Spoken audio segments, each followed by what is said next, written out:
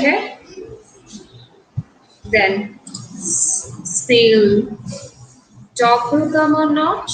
Let's see. So it will show no. Why? Because the sound is d, d. Okay. Then see seahorse. All right. See. Girl will come? No, because start with g. G. All right. Let's move on to the next slide.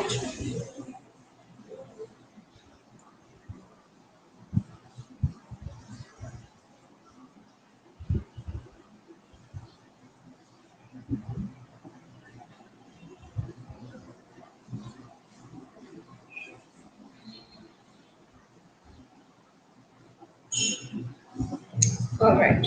So let's see in this one.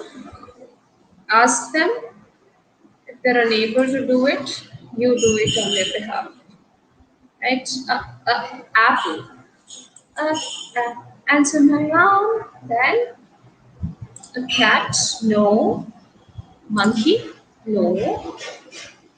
Alligator. Is it right? Yes. It starts with a. A. Then answer my own. Ankle. Look at this. Yes, it will come. And astronaut. Okay. Move on to next. T, t. Remember, you need to move your hat in two directions and you need to do that action which Miss Sulaya taught us last time. Right? T, t. Let's see. Dog will come. Tommy. No. A teapot. A table. Television. Tree. This will come. A tank. No. Okay. Now start with the next thing. Pink. Piggy. Right? Purple. So remember putting a finger in front of your face and then making the sound not p. Okay, let's see. Hot. A rabbit? No. Purple. Pen.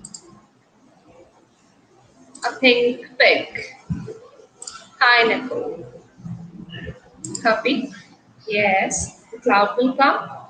No. Starts with K.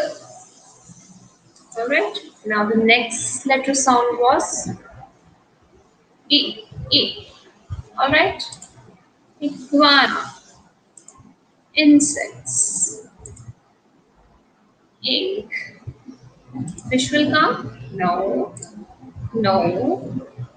Invitation. And igloo. Yes. Alright. Next move to So nose. 9. Necklace. Nurse. No. Newspaper. Nest. This will come? No. Right?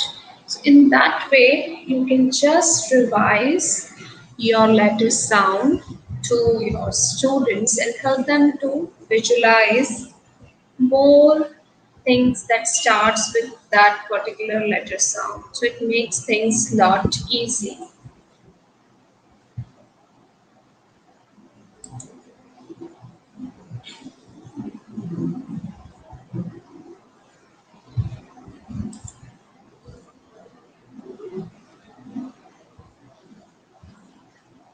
So what we did last time, we just looked into what is phoneme. So what is phoneme?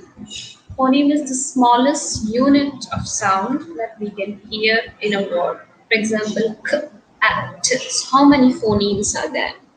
Three. Yes, you're right.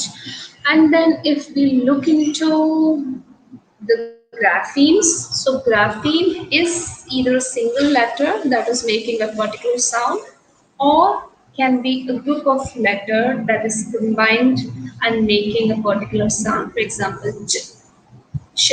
So when two letters make one sound, we call it a digraph. When three letters make one sound, we call it a trigraph. There are a few more terms in phonics like blends. So people often get confused between the blends and the digraph. So in that case, what you need to keep in mind that in digraphs, the sound of both the letters which got joined and making one sound is not identifiable, but in blends it is identifiable. For example, flat.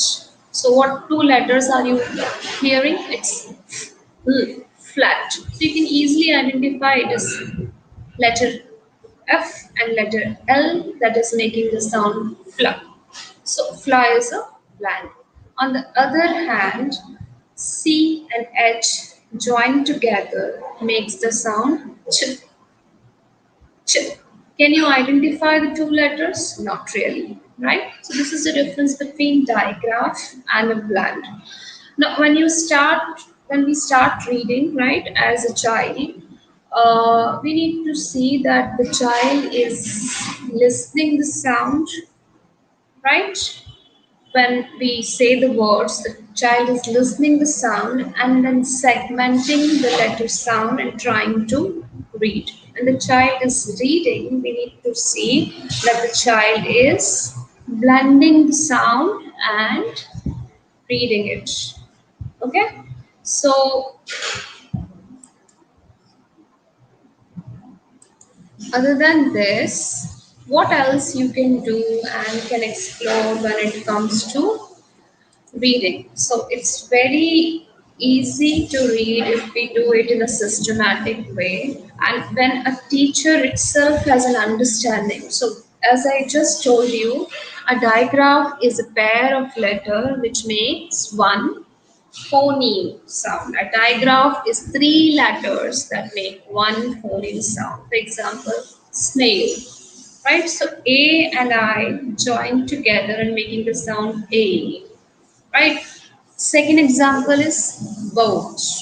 Right? So O and A join together and making one single sound O. Born. Born. So O and R combined together, making the sound born. So, right? If your child sound out these words, make sure that they say the digraph as one sound, not separately. Okay?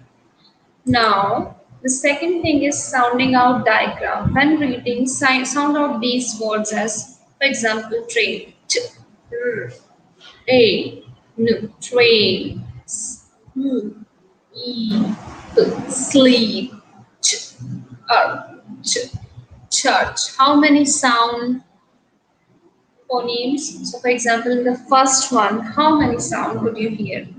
Four. So, there are four phonemes. How many letters are there? Yes, there are five letters. Okay. So, keep on talking about these things, isn't it? Now, look at this. How would you break up these words? Light, sound, haunted. Just have a look at it. I. So can you see IGH? So it's a trigraph. Okay. Ow. D. H. O. T. A. D. Haunted. Okay. Now split diagram. Right? If word contain a vowel and a consonant, E pattern, right?